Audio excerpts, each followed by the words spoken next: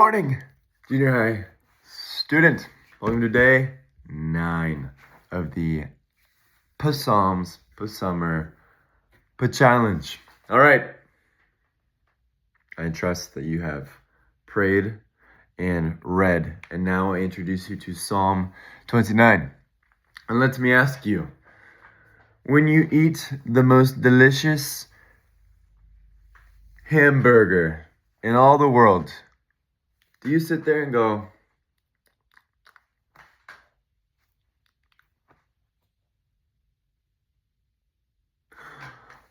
or do you say, wow, what a delicious hamburger? Or when you watch a movie, do you finish watching the movie and then just go?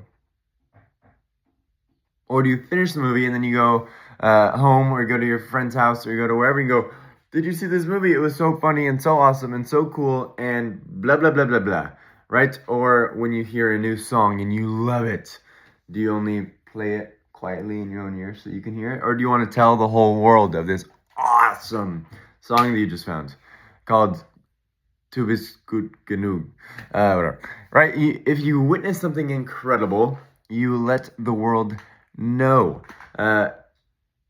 If I see something awesome, if I partake in something awesome, I want to tell everybody, all right, it is worth being proclaimed as awesome. If I have a lovely burger, I should tell the world that this burger is great. If I hear a great song, I should tell the world that this song is great. It is fitting. It is worth. It is right to give praise and honor to that which is awesome. Psalm 29. It is about ascribing. It says, ascribe to the Lord, you heavenly beings. Ascribe to the Lord glory and strength. Ascribe to the Lord the glory due to his name. Worship the Lord in the splendor of his holiness. To ascribe means to give credit to or account to. It's saying, give this thing to this. So if I own $10 and it says this is Johnny's dollars, you could ascribe it to me because it is mine. It is giving something, it is accrediting something to what it all belongs. It is declaring that it is owned by a certain person. So if I own a house, you can ascribe this as property of Johnny. You are properly giving ownership to a thing, saying that somebody possesses this thing. So ascribe to the Lord, you heavenly beings. Ascribe to the Lord glory and strength. Are we giving God glory and strength? No, but we are saying that glory and strength is God's.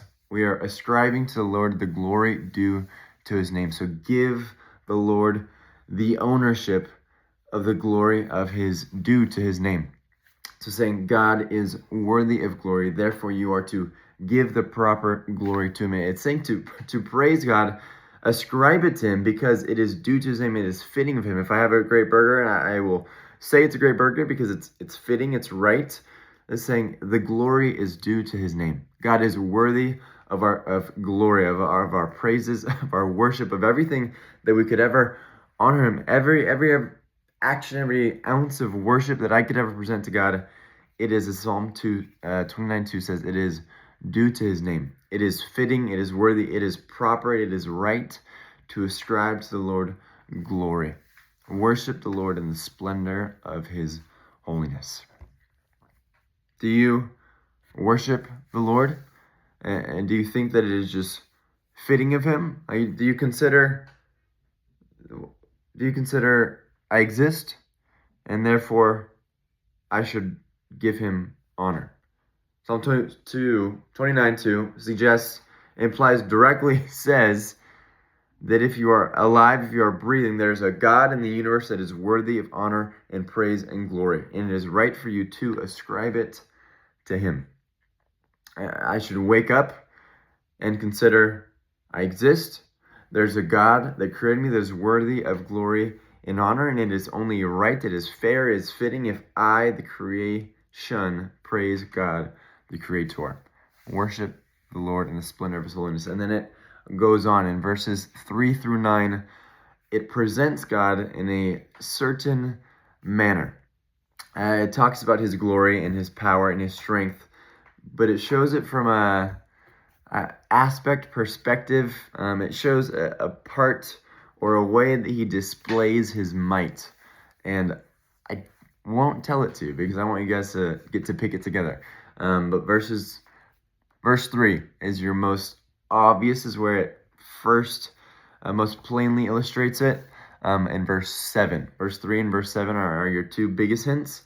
But then I want you to piece it all together, and what glory and honor is David referring to here? What is this glory due to his name? What is this glory and strength? What is this splendor that David's talking about? It's presenting a certain part of it. Try to pick up what that certain part is through verses 3 through 9, most specifically in verse 3 and verse 7. And then, one moment, I have the wrong translation. Please hold. And then verses 10 through 11. Yes, the Lord sat as king at the flood. Yes, the Lord sits as king forever. The Lord will give strength to his people. The Lord will bless his people with peace. What does it mean that God sat as king at the flood? Think about that one for a second. What does it mean that God sat as king? And then why is it talking about the flood? Why in verse 10, out of all places, why does the flood show up? Why is that important in this chapter? It is. You have to solve verses 3 through 10 first. And then, what is the connection between God being king in the flood and God being king forever? And why should that matter to us? Because it should. So put these three together. These are questions for your reflection time. But there it is. Psalm 29, verse day 9 complete. Have a splendid morning. Farewell.